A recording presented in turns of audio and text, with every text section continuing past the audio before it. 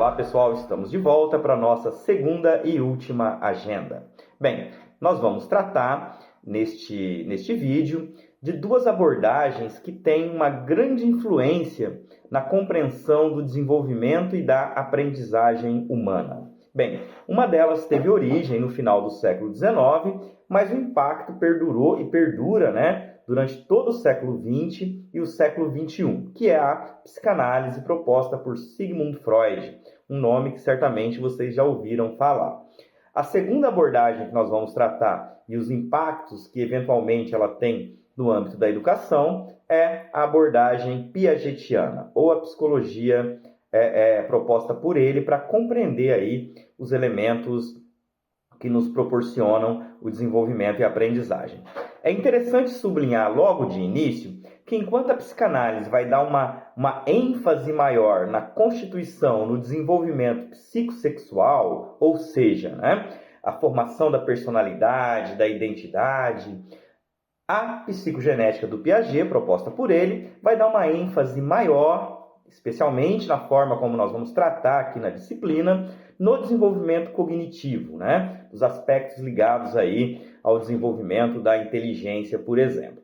Bom, então, começando aqui pela psicanálise, é importante dizer neste momento que uma das grandes importâncias, digamos assim, o impacto que a psicanálise tem na educação infantil, na compreensão da infância, é demonstrar que este período é constitutivo da nossa personalidade, de maneira decisiva. Para a psicanálise e para o Freud, aquilo que nós nos tornaremos do ponto de vista da personalidade é constituído até os 5, 6 anos de idade, tá? Então, assim, claro que nós podemos aprender, nós podemos passar por mudanças ao longo da vida. No entanto, aquela estrutura maior que nos define, por exemplo, como um sujeito mais sistemático ou mais neurótico obsessivo, ou alguém com certas tendências, às vezes, a um comportamento mais histérico e por aí vai, é constituído na primeira infância, na infância ali até os 5, 6 anos de idade.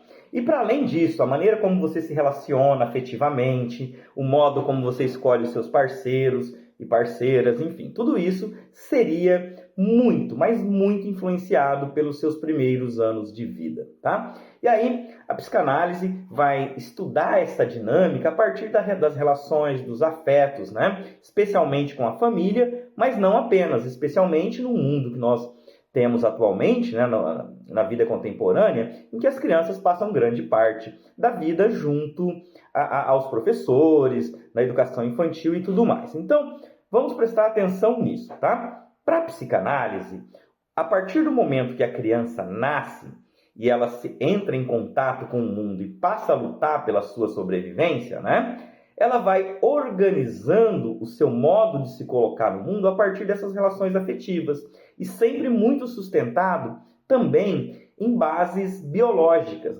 Então, por exemplo, Freud estabelece as fases de desenvolvimento que nós vamos tratar na disciplina como fase oral, anal, fálica, um período de latência e depois a adolescência, Mas o nosso foco vai ser mesmo na infância. Então, é interessante notar como em cada momento da vida, como vocês poderão observar, há essa relação. Uma relação entre a maneira como a criança se relaciona com o mundo e o modo como essas estruturas biológicas estão desenvolvidas, tá? Bom, então vamos prestar muita atenção nesses aspectos. Afinal, é justamente essa ideia de que as crianças, o tempo todo nessa relação com os adultos, que vão se constituindo.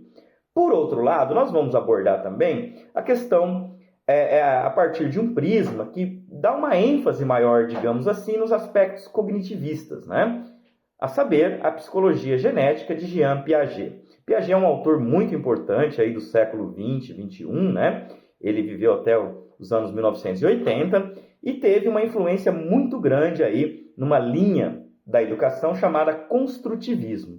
E uma coisa interessante é que ele não tratou especificamente da educação. Ele desenvolveu uma teoria para compreender o ser humano, o desenvolvimento infantil, o desenvolvimento da criança, e isso impactou a educação e foi amplamente estudado por outros autores, por pedagogos, psicólogos e tudo mais. Então, vou trazer alguns exemplos para vocês.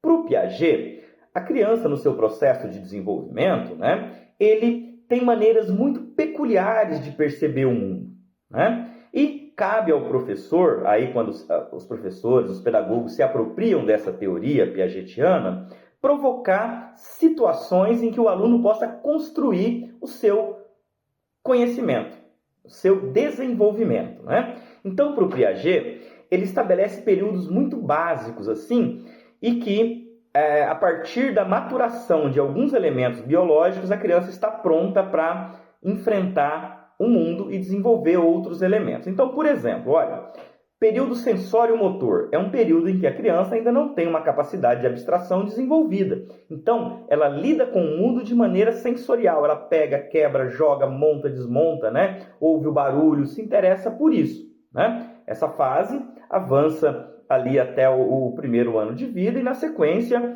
as crianças passam para uma outra fase em que ela já tem uma condição, um outro período, né?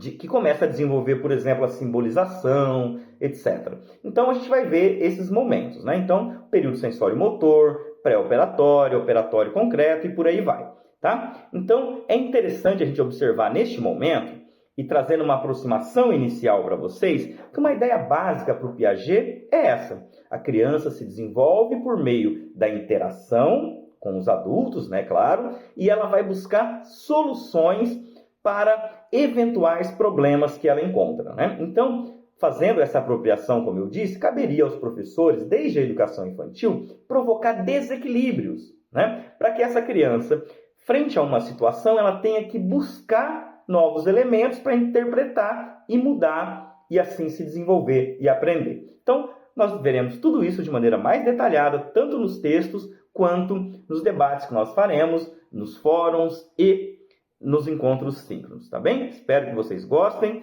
e tenho certeza que será um prazer essa nossa convivência, tá bom? Até mais!